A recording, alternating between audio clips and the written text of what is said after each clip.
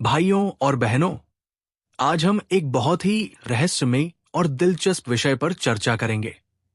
सपनों में भगवान का आना। बहुत से लोग कहते हैं कि उन्होंने अपने सपनों में भगवान के दर्शन किए, किसी संत को देखा, मंदिर की घंटियों की आवाज सुनी या कोई दिव्य दृश्य अनुभव किया।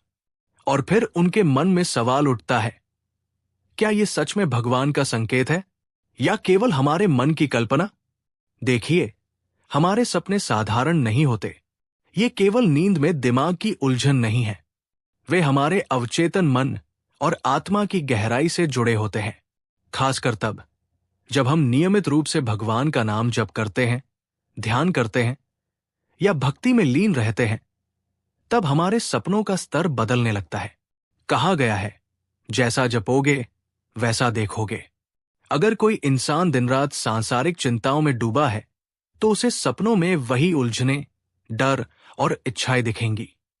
लेकिन यदि कोई साधक प्रेम से भगवान का स्मरण करता है, तो उसके सपनों में भी वही छवि उतरने लगती है। सपनों में भगवान का आना ये बताता है कि आपके भीतर की साधना असर कर रही है। ये वो क्षण है जब आत्मा और परमात्मा का रिश्ता और गहरा होने लगता है। ये कोई सामान्य घटना नहीं है।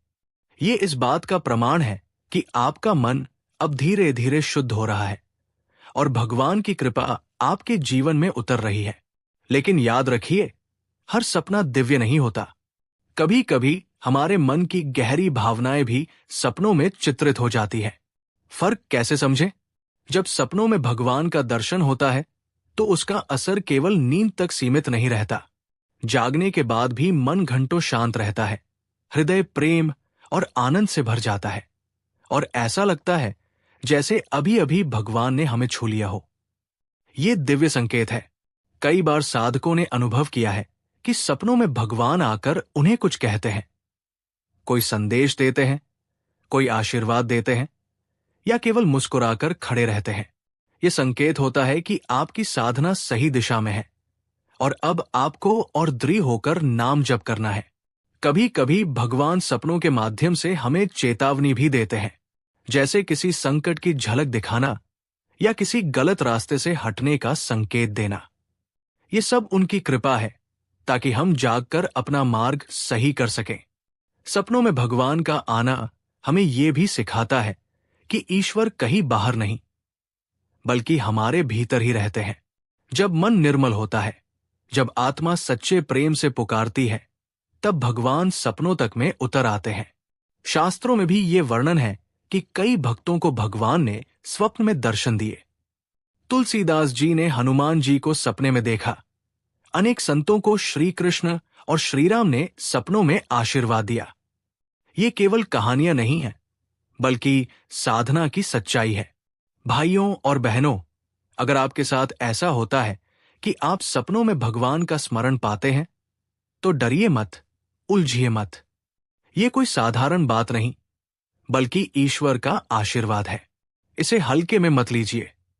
इसे अपने जीवन की सबसे बड़ी पूंजी मानिए और जागने के बाद और भी दृढ़ निश्चय के साथ नाम जप में लग जाइए। कभी कभी ऐसा भी होता है कि लोग सपनों में रोते हैं, गाते हैं या भक्ति करते हैं। यह संकेत है कि आत्मा भीतर से परमात्मा से मिलन की ओर बढ़ रही है। और अगर आप रोज रोज भगवान का नाम जप करते हैं, तो धीरे धीरे ये सपने स्थायी अनुभवों में बदल जाते हैं। याद रखिए, सपने केवल सोते हुए नहीं आते। कई बार ध्यान में, जागृत अवस्था में भी साधक को भगवान का दर्शन होने लगता है।